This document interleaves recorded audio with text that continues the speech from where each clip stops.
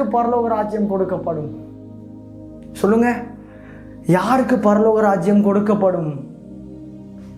உலகத்தில் விருப்பத்தை நிறைவேற்ற உனக்கா? உன்னுடைய மனுஷனுடைய ஆவினால் நடத்தப்படுகிற உன்னுடைய பரலோகம், அவனுக்கா பரலோகம் கொடுக்கப்படும்?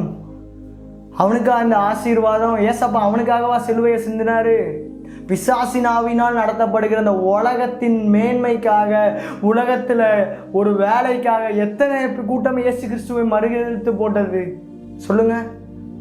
அதற்கு அவர்களுக்கா பரலோக ராஜ்யம் கொடுக்கப்படும்? இந்த வசனத்தின் நிமித்தம் தன் ஜீவனை இழந்து போகிறவனுக்கு தான் பரலோக ராஜ்யம் கொடுக்கப்படும்.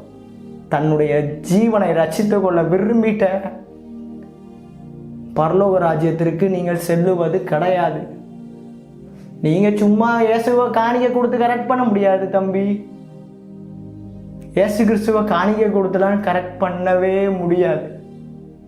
இயேசு கிறிஸ்துவினுடைய ஆவி உன்னை சிலுவைக்கு நேராக எடுத்து செல்லும். வாலிபன் ஏசப்பாட்ட கேட்பான், நான் நித்திய ஜீவனை சுதந்திரிப்பது எப்படி?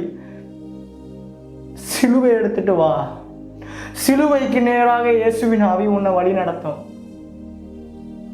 தேவ சித்தத்திற்கு நேராக வழி நடத்தும். கர்த்தருடைய வார்த்தைக்கு நேராக வழி நடத்தும். அதுதான் தேவனுடைய ஆவி. ஓகேவா? உலகத்தின் தேவைகளுக்காகவே நீங்கள் இயேசு கிறிஸ்துவ, ஒரு கூட்டம் இயேசுவ வயிற்றுக்காகவே இயேசு பின்னாடி வருது. அதற்காக வருவாயானால் நிச்சயமாக நீ நரகத்திலே தள்ளப்படுவாய்.